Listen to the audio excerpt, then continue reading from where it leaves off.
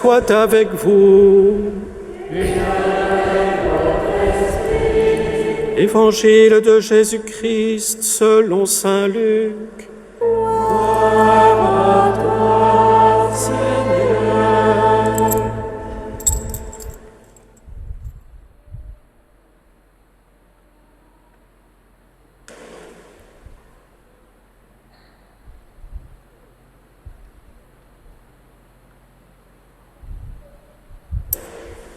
Il arriva que Jésus, en un certain lieu, était en prière. Quand il eut terminé, un de ses disciples lui demanda « Seigneur, apprends-nous à prier ». Comme Jean le Baptiste, lui aussi l'a appris à ses disciples. Il leur répondit « Quand vous priez, dites « Père, que ton nom soit sanctifié, que ton règne vienne. Donne-nous le pain dont nous avons besoin pour chaque jour. Pardonne-nous nos péchés, car nous-mêmes, nous pardonnons aussi à tous ceux qui ont des torts envers nous. Et ne nous laisse pas entrer en tentation. »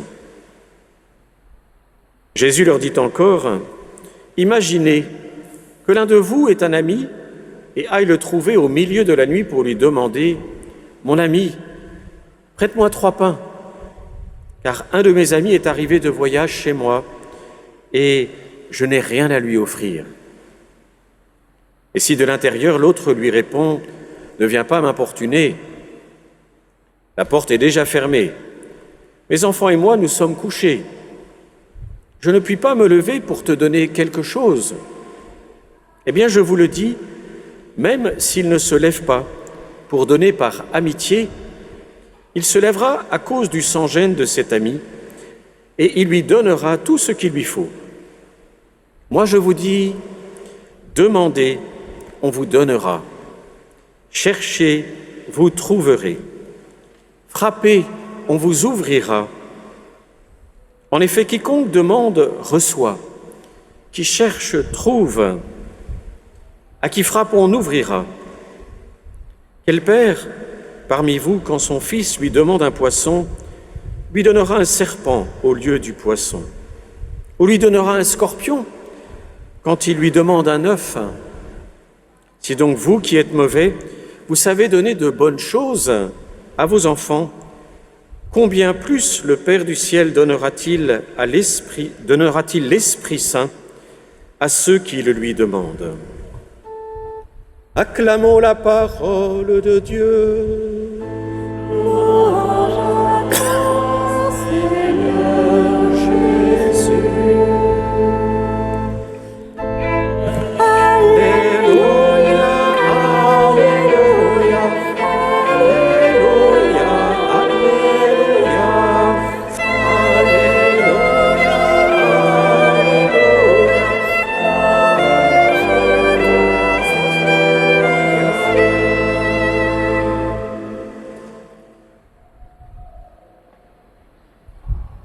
Les lectures aujourd'hui nous offrent un merveilleux parcours pour nous approcher une fois de plus vers ce grand mystère de la prière, si nécessaire, si déroutant, de laquelle nous attendons tant et dont finalement parfois on ne sait plus s'il faut en attendre quelque chose, dont l'expérience peut nous prouver dans le temps long souvent, qu'elle a été exaucée, mais qui si souvent dans le temps court nous déçoit. La parole du psalmiste, dans le psaume, « De tout mon cœur, Seigneur, je te rends grâce, tu as entendu les paroles de ma bouche. Je te chante en présence des anges, vers ton temple sacré, je me prosterne. » Ça, c'est la prière de celui et la louange de celui qui a touché du doigt un moment dans sa vie dans lequel sa prière a été entendue, exaucée. Et nous sommes ainsi, quand soudainement nous découvrons que oui, le Seigneur a répondu à notre prière. Ah, merci Seigneur, je te chante, je te loue. Dans l'assemblée, j'en parle, je partage. Et bien souvent, Bien souvent, quand on parle de la prière, notre interrogation est plus lourde. Elle est plutôt, mais m'entend-il vraiment? La première lecture est un peu longue, mais elle nous transmet un message qui est essentiel. La prière, c'est quelque chose qui se fait dans un temps long. La prière est quelque chose qui se construit, parce que c'est une relation. Je me souviens d'un de nos frères de communauté africains, quand il est arrivé en France, et puis il avait été... il allait dans la rue, etc. Puis il voyait tous ces gens qui se disaient bonjour en se croisant, se touchant la main, et puis continuant. Et on se dit bonjour, tac, tac, on se touche, et puis on continue. Il disait, mais moi, dans mon pays, quand on dit bonjour, on s'arrête, on regarde la personne, on échange, on a des petites choses à se dire. Il était étonné. Parfois, la prière, pour nous, peut revêtir un petit peu ce côté-là. On veut entrer en relation au Seigneur, et nous y reviendrons, on ne trouve pas le temps, et le temps n'est pas nécessairement comme les moines et les religieux qui ont été appelés à un autre état de vie, qui vont, par le fait de cet appel, avoir des temps longs, qui du reste souvent sont plutôt une épreuve, d'abord, et une épreuve toujours. Mais c'est intégré à leur mode de vie. Alors que soi-même, quand on est dans la vie quotidienne, on se dit, mais où vais-je donc trouver? Ce qui veut dire que la relation va se construire progressivement, par petites touches, par rencontres successives. On va nourrir cette prière, on va revenir vers le Seigneur, on va alimenter et la relation et puis les demandes que nous pouvons avoir. Et cette première lecture, à ce titre-là, est très pédagogique parce qu'elle nous montre Abraham qui comprend ce qui risque d'arriver à Sodome et Gomorrhe, puisqu'il connaît, comme tous les habitants d'une région, le mal qui s'y faisait. Et devant ces trois hommes, ces trois anges, il comprend ce qui va se passer. Il sait aussi que son frère est dans cette vallée. Alors, il va plaider. Il va plaider avec beaucoup d'humilité, puisqu'il se trouve devant trois envoyés de Dieu. Et donc, il va y aller tout doucement dans sa prière. Il va y aller tout doucement, ce qui est normal. Quand on s'adresse à quelqu'un qui est plus grand que soi, on n'arrive pas tout de suite pour lui dire « Écoute, s'il te plaît, est-ce que tu peux faire ça ?» On a conscience de la différence, donc on va demander. Et puis dans l'humilité, dans l'audace, on va continuer quand on voit que l'on est reçu, que l'on est accueilli. Et donc on voit Abraham, ce qui rend ce texte un peu long, on voit Abraham qui progressivement se dit, et si, et si, et si. Et alors le texte est fort, parce que Abraham dit, mais Seigneur, celui qui juge toute la terre n'agirait-il pas selon le droit? Il dit, Seigneur, tu ne peux pas être injuste, donc fais miséricorde. Et Abraham va avoir des paroles poignantes qui ne sont pas du tout anodines. On ne s'exprimerait pas de cette façon-là pour nous aujourd'hui. Néanmoins, ces paroles sont fortes.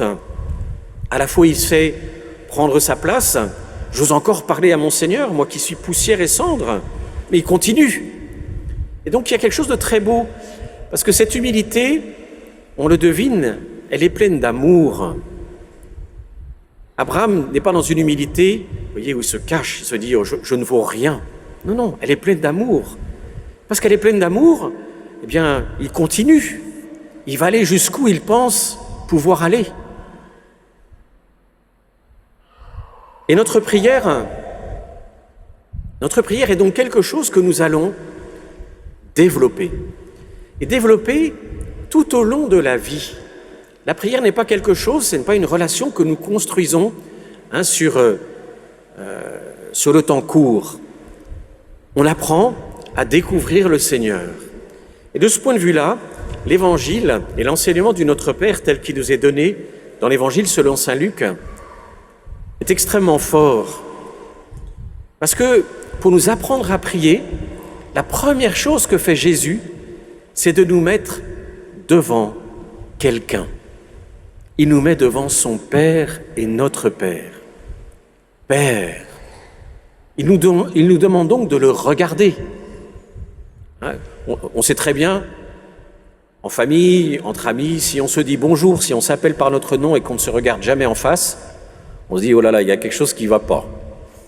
Ouh là là, ouais, on s'est peut-être disputé, tout de suite on se met à penser. Si on ne se regarde pas, quelque chose ne va pas. La prière, on apprend d'abord à regarder le Seigneur, donc on va le nommer, nous le regardons. Et cette Thérèse d'Avila, docteur de l'Église, pour nous apprendre la prière, et qui pour ce faire a commenté le Notre Père, nous invite à voir dans cette première parole quelque chose à pratiquer posément, lentement, dans la confiance, regarder le Seigneur. Pas nécessairement raisonner beaucoup. La prière peut être discursive. Mais la prière, et Thérèse d'Avila nous y invite beaucoup, à se centrer sur un cœur à cœur. Donc on peut regarder, on peut prendre le temps de regarder, de contempler, on peut prendre tout simplement le temps d'être ensemble, sans avoir nécessairement des paroles, mais le cœur est ouvert, le cœur est là. On le sait que ça fait partie de la prière, les distractions, mais c'est pas grave, je n'en parlerai pas aujourd'hui, si ce n'est pour citer saint François de Sales, comme je le fais parfois, qui nous dit « Les distractions, c'est comme les mouches, moins on y fait attention, moins elles nous embêtent. » Du bon sens pour dire « Ne vous inquiétez pas d'abord de vos distractions, c'est le cœur qui est important, que le cœur soit là. Quand on a été distrait, on revient. Et dans ce cœur à cœur, on regarde celui à qui on s'adresse et on passe du temps tout simplement. C'est un des sens pour nous, vous voyez, de la présence du Christ dans le tabernacle.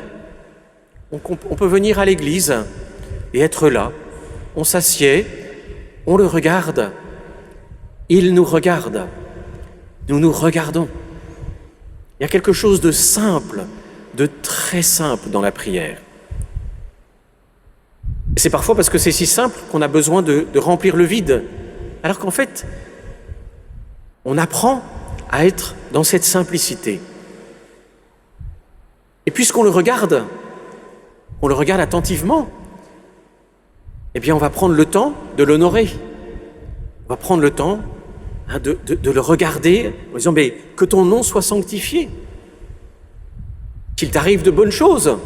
Si on le prend plus connument entre nous, quand on se souhaite des bonnes choses, quand on se souhaite du bien, que ton nom soit sanctifié, Seigneur. Parce que j'ai pris le temps de te regarder avec le cœur, eh bien je souhaite que ton nom soit sanctifié, que tu sois respecté, que tu sois aimé. Je souhaite que ton règne vienne. Donc la prière, telle que Jésus nous l'apprend, elle nous décentre de nous-mêmes. C'est d'abord rencontrer quelqu'un. Rencontrer quelqu'un.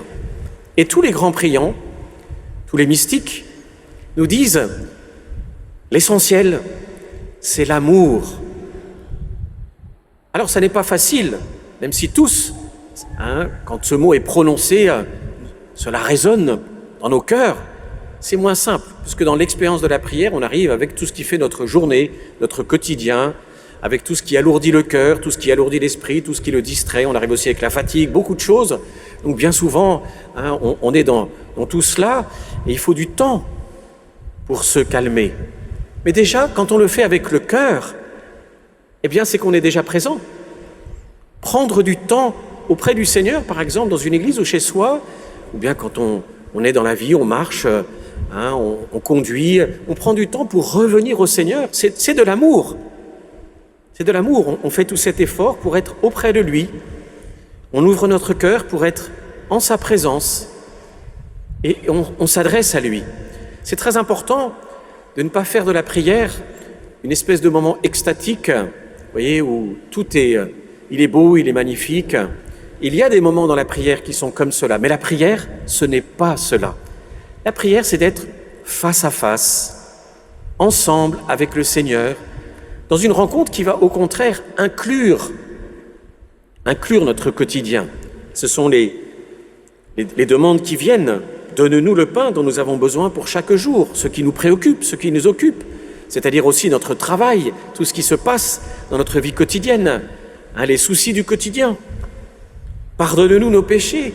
Et ça vient aussi épouser fortement le quotidien qui est toujours marqué dans nos relations par des frictions, par des moments difficiles et parfois par des choses qui peuvent être terribles. Et donc, on lui demande le chemin qui conduit à la vraie réconciliation. Donc, la prière que nous montre Jésus, c'est une prière où on regarde un autre, on regarde notre Père du ciel qui nous aime, on s'ouvre à lui en faisant confiance que ça va prendre du temps pour chacune de nous, pour moi comme pour vous, de laisser baisser un peu la pression qui est à l'intérieur de la tête, du cœur, de tout ce qui se passe, et puis petit à petit d'être en sa présence. Mais tout cela est un acte d'amour, c'est déjà un acte d'amour, dans lequel on va lui présenter bien sûr aussi notre quotidien, nos soucis, et on le fait dans la confiance.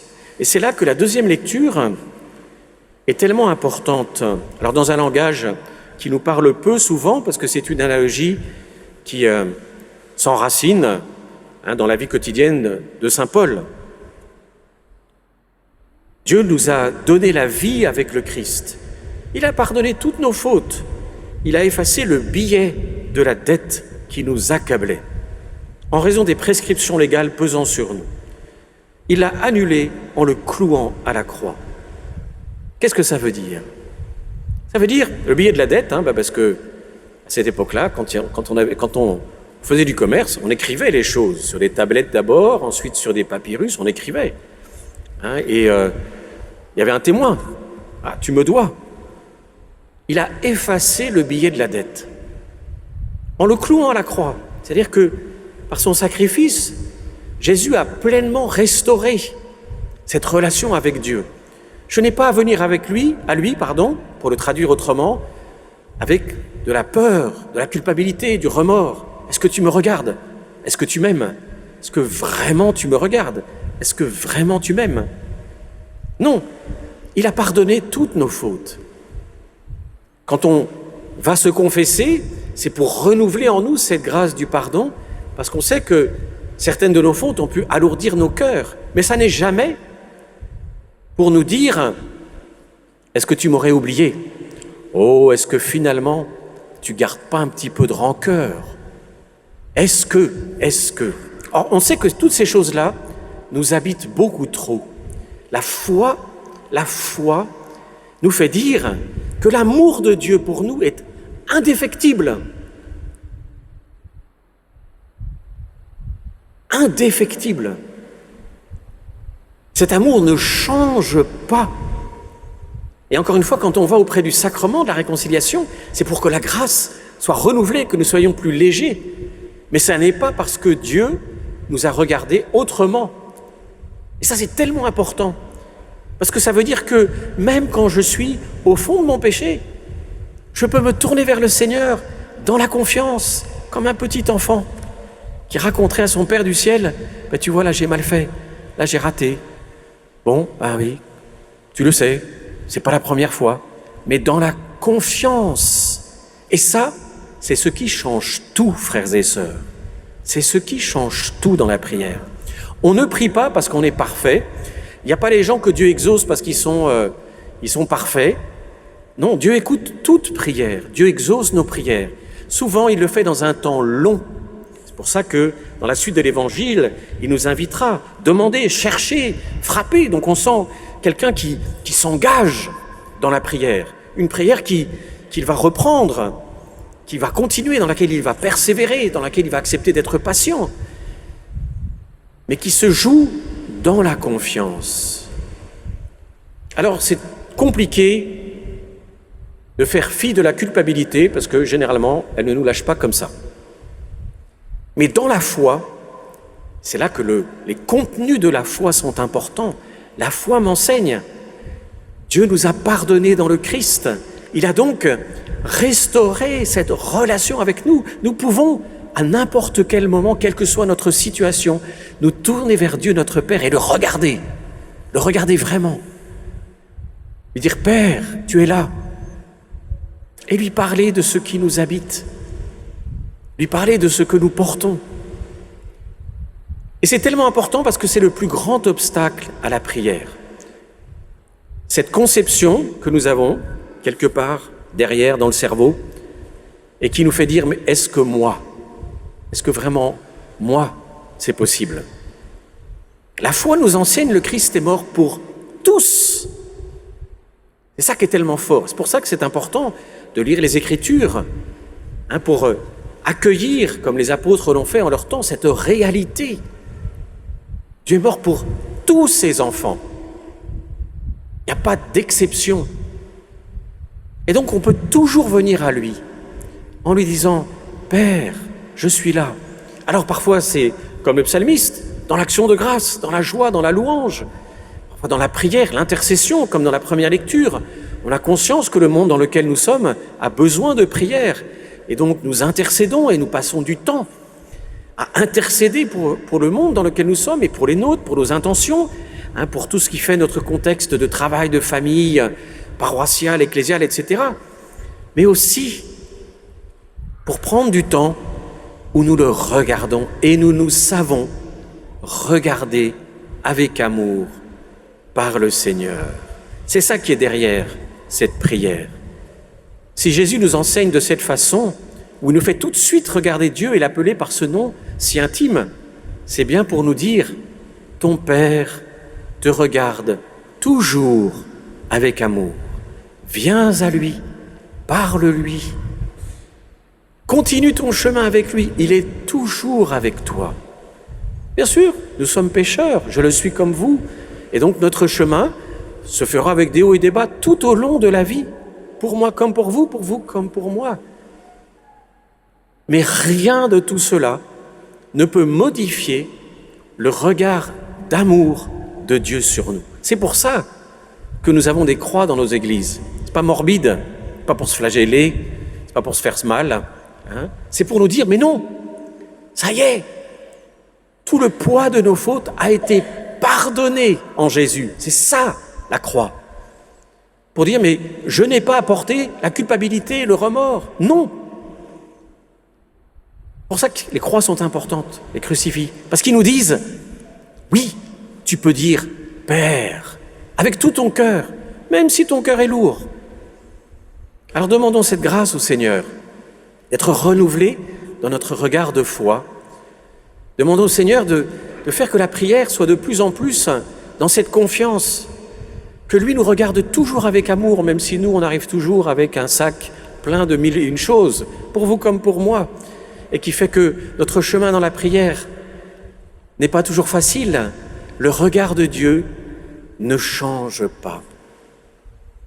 Demandons cette grâce de grandir dans la confiance, pour que notre vie de prière, fondée sur la foi, fondée sur le roc de la foi, nous permette de toujours nous approcher de lui dans la confiance. Amen.